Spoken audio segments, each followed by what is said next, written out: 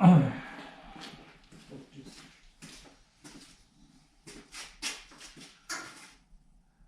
on? Okay, so welcome to episode 36 of the Datsun 521 Restoration Restore Mod project.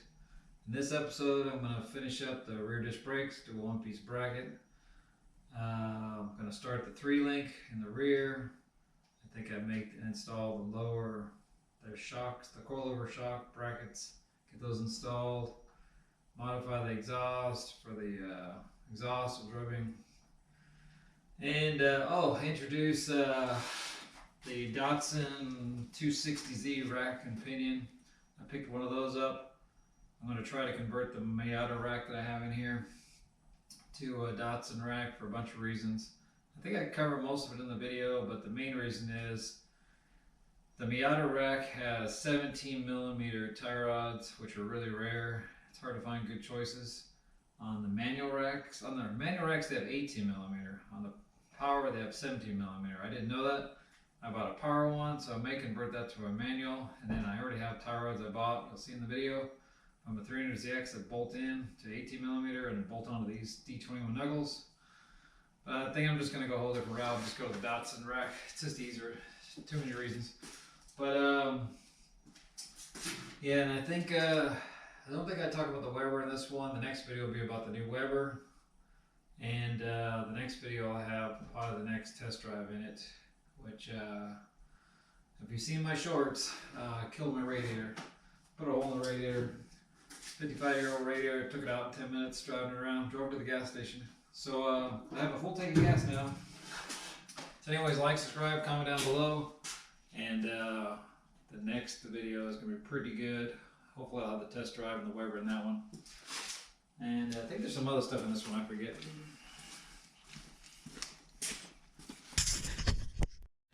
Alright, so here's my rear disc conversion. This is my mock-up bracket. So now I got some new steel. I'll make a new one. This cut in half piece that's tacked together needs to get replaced.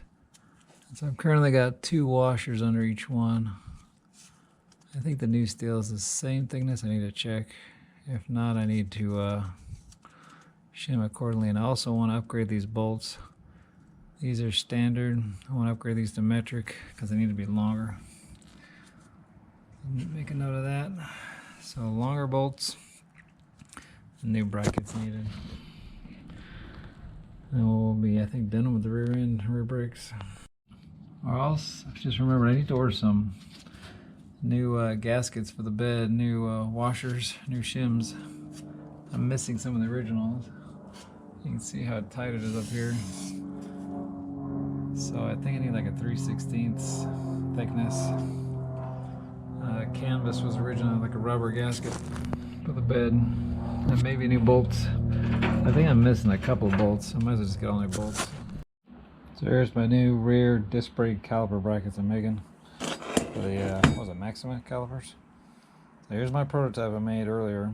It was just 2 pieces welded together just as a test, trying to get the spacing just right because you want the pad to land on the rotor just right. So it took me a lot of trial and error to get these dimensions. Now I got 2 of these at work, but I wanted it to be bigger for some reason. Oh, I wanted a 1 piece of steel instead of 2 pieces. So I found some scrap steel. It was like $6. I got 2 pieces for like $6 at a local steel place. Now I just laid it on top, went ahead and tacked it on here, and then tacked the 2 pieces together, drilled 4 3/8 holes. Now I think I need to enlarge them a little bit to 10mm because these holes are just a tiny bit bigger than 3/8. So I'm about to cut the welds. Oh, then I cut this relief out for the axle tubing. So let me finish cutting that out. Bandsaw. I just drilled all these, but I welded it together so that they'll all be the same because the hole spacing is the most important thing. You can see I added on some extra steel. I always trim that later. I may have to trim this a little bit here, the calipers right here, but I like just having more steel. Ideally this bracket would be like, I think, a 1/16 of an inch bigger. We'll go back to that because I think the Maxima was a little bit thicker. I could double this up. There is room to double it up if I had to, but then the bolts would be too short, so that'd be too thick. Because the factory is just a little bit more than what is this, 1/4 inch? Anyways, let's cut this out. And this is gonna be the fun part, cutting that out. I was surprised my bandsaw was able to cut that easy. I was actually able to turn it, cut straight across, and come back and just cut the little extra notch. You can see here. So now I think I'll cut these apart, cut all the tacks off, see if they fit, and then enlarge these holes if needed.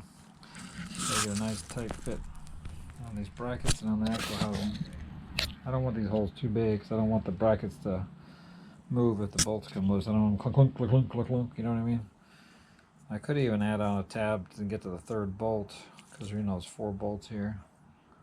Where's that axle? And I've got a piece of axle too somewhere around here. Here, I just found my axle puller jig tool I made. So these are the same for like H190, 233, and all the looks pretty good. This one was, the old one was a little snug on the inside, so I think it'll work. Let's cut it apart. Alright, so hopefully I didn't screw this up, but I went ahead and I'm going to bigger bolts here. So the original, what were they? 3/8 are getting replaced because they're too short. So I'm putting in some 10 millimeters, which are bigger. So I had to drill this out. So I needed a drill bit. Can't buy metric drill bits yet in this country for some reason. So I was gonna buy like a 25/64. I think was good enough, or 13/32. But I went ahead and went up to 7/16 because that's 11 millimeters, like 11.1. So now these fit perfectly. I went ahead and drilled these out as well. So hopefully I didn't make those too big. I don't know what I made these back in the day. I should check and see what those sizes are. Maybe I do have a drill bit that size. So it looks like the rear lower links are going to be about 21 to 22 inches. The lower links. I think the R51s are what, 26? So, yep, it'll definitely work. I'll just need to shorten them a little bit. It's a good shot of the exhaust back on. Gotta mount these wires. The brakes are all back together, did both sides. Calipers back on with my new brackets I just made today. They fit perfectly. Got them shimmed out. Just need to bleed them now. Haven't bled them since I put on the new master. So I'm just mocking up my future rear suspension, coilovers. Need to get that finished. But yeah, I've got a plan for that. Got some ideas. So you can order some parts. Yeah, it looks like 70 millimeters. I don't know what size this bolt is. I probably won't reuse it. Probably just upgrade it to a modern bolt just for convenience. Probably go up to a 14 millimeter, like typical Pathfinder links are. I finally made a battery hold down bracket I like.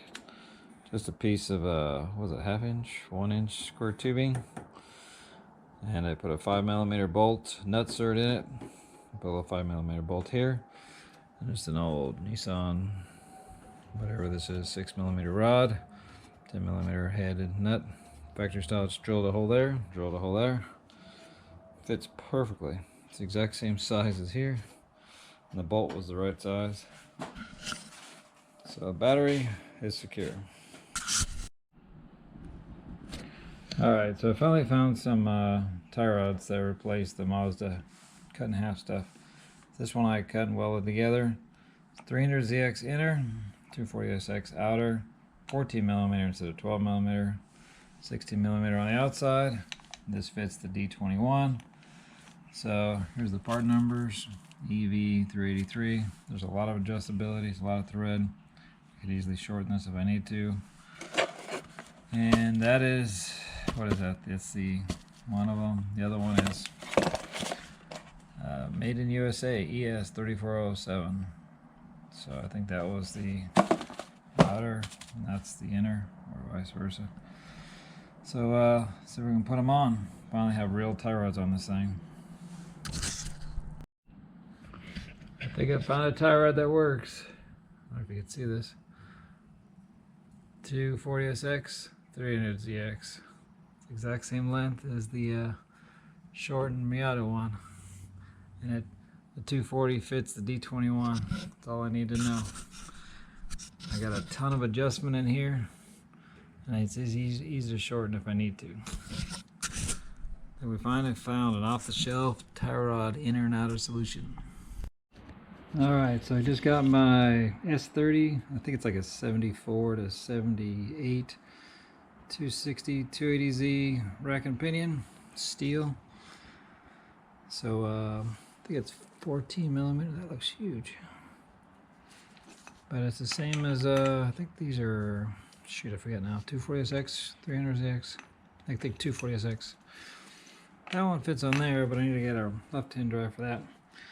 But I'm thinking maybe I could use a stock Z.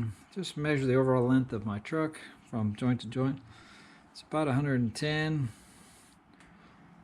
but that's with an angle. So I just marked this up. I don't know what this is about 8 inches is what I need. Just measure from the center. But I just pulled this up underneath the truck, and looks like it fits really good. The only thing bad news about this is that the throw from left to right is the exact same as the Miata. It's exactly 60 millimeters, 30 on each side, which is kind of ironic and unfortunate. But I got us an extra set of brackets from another eBay find. Got all this on eBay. So I painted these. I'm thinking maybe I could actually just weld this one to a bracket. I don't know. I need to buy the little stuff. So I wonder why. You probably wonder why I'm going to rip out the Miata stuff and put in Datsun stuff. That's older. I'm having problems finding tie rods for the Miata. It's too rare. It's hard to find these brackets for the Miata. I need another set. I chopped the other ones up too many times. The Datsun stuff, you can get these brand new for like 200 bucks with 2 right-hand threads. And you can also get you can get the boots, you get the clamps. You can get these things in silicone, you get them in rubber, the mounts. You can get these brackets in aluminum, billet, steel, brand new. You can get the couplers easier. Just all the parts for the Datsun stuff. Even though it's 20 years older, it's easier to find parts. And it keeps it all Datsun. So now I got another one of these. The Miata one doesn't fit. And the Miata was different than all my Nissan ones, so I'm thinking this is going to be same as like a hard body or something. I've thrown away some of these over the years. Too bad I don't think I have one anymore. So I need to buy a coupler. Found some Z ones. Again, it's really easy to find these for Z. So anyways, that's the future. I hope this will work. The best thing about this is it's actually shorter overall. Even though I got no bump steer with this one should even be better in theory. And I'm hoping maybe I can modify it, maybe cut a little bit off the end and get a little extra travel. I'll figure out something to get some extra travel. We'll figure that out when the time comes. So here's my reverse light switch. It's bad. There's no continuity in either direction. So I need to put it in one of the other holes. One of the other switches I tested was good. Hopefully it's got to be the right way. Normally open, normally closed. I did find power down there on one wire. So that's good. So now I just need to figure out which switch to use. And I need to find my bullet connectors, which I've been looking for weeks. They're just gone. I think I'm going to have to buy another package. I don't think I'm ever going to find them. I'll probably find them the second I buy another box. Alright, so I just welded on some lower coilover adjustable brackets. And what else did I do? I got the rear brake brackets installed over there. And I put in some old 3-inch blocks. I got rid of the 4-inch blocks because it was too low in the back for now. But I could adjust the height later because these are adjustable coilover brackets and the coilovers are adjustable. So I'm going to mount them the same angle as the stock, I think. Similar as stock shocks. I was thinking about mounting these brackets on an angle, but I don't know.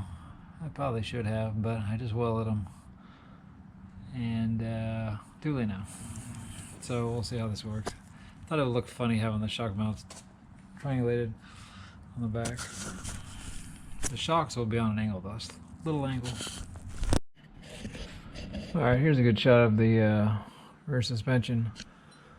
Finally got the brakes back together, so you can see I welded on these mounts. I've actually lowered down the brackets on the right side here, and they actually fit. It looks like I'll be able to get the coilovers in here.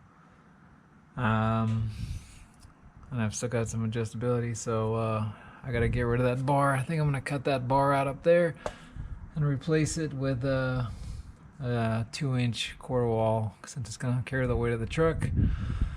So that'll be fine. I think I may cut it out and then take the bit off and then weld in the new one. I don't know, we'll figure that out, but I figured out I can actually have Pan-R in here and a third link, lower links. Everything looks like it's gonna fit with these coilovers and the exhaust and the spare. So I've got a plan. I just need to order some links. So anyways, this is the new brackets. They fit really good. Alright, so to convert these struts to stud style, I just took an old hard body mount bolt and I cut the head off and I'm just welding on top of the old tower. These are beefy. There you go. All welded on. A little hot. And I got these tabs. I don't know if I showed this part, but I welded on the old mounts onto those. I need to drill those holes bigger. And I think what I'll do is I'll just mount these all 90 degree and I'll make a shim to compensate for whatever angle I want to mount the shocks at. Alright, so for my exhaust, it was rubbing on this crossmember. This is the driveshaft crossmember. I went ahead and made a little clearance of about an inch or so, whatever it is.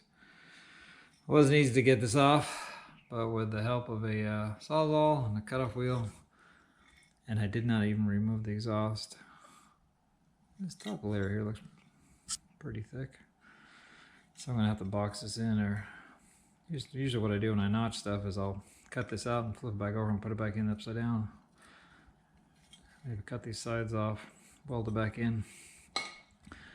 But now I gotta take the exhaust off and move it down because it's rubbing on the body. Tight fits. Now that my first test drive is complete, I need to get the rearview mirror back in this thing. Fortunately, it's been in the sun and it was kind of just thrown around in boxes. It wasn't stored well. This thing looks really brittle. Maybe I could retrofit it with a newer one. I can unbolt it and recycle this aluminum. Or is this steel? It's pretty heavy. So I think the first thing I need to do is put a coat of paint on here somehow. Just got above 50 degrees, so let me see if I can paint this so I can get this back in the truck before it gets any more damaged.